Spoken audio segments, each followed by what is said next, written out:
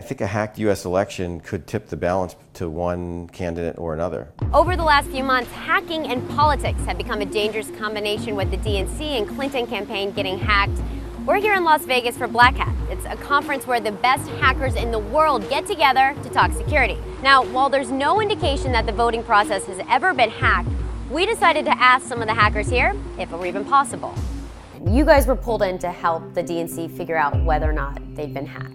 And you did figure out that they had in fact been hacked. And all signs point to Russia. What are the implications of this? I think this is really a bit of a watershed event. I mean, 40 years ago we had Watergate, right? And that's where you had a couple of boxes of files that were stolen. Now we're talking about 20,000, 30,000 files that are being dumped on the internet. Do you worry that there are other state actors sitting in on some very internal, important conversations that pertain to the U.S. election? That's 100% certainty. It's not even a doubt in my mind that there's other actors that are out there that have yet to be found. And it's too big of an opportunity for them.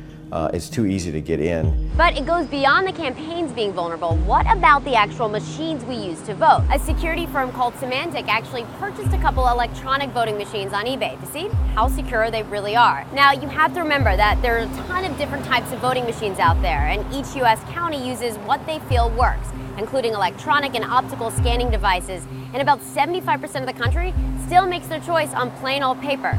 Now, in this particular case, these hackers say they found some major issues. Here's their perspective. So what we're seeing is what a voter would be presented with when they go into a precinct.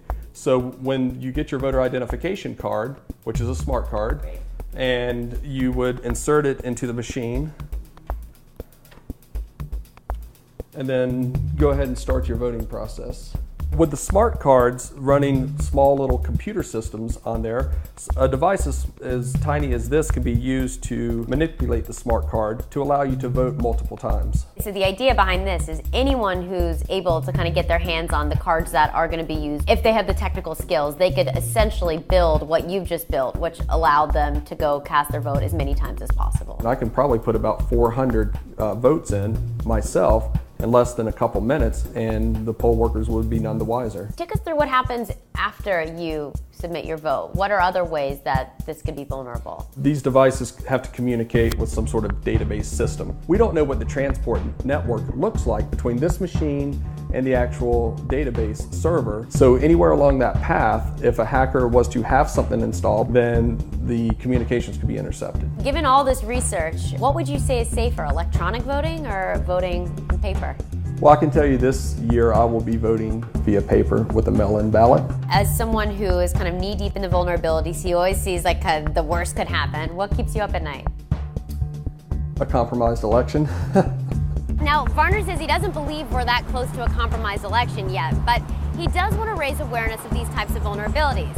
What I did hear from these guys is that even if one voting machine is perceived as compromised, that has broad implications in how the American public will view the political process.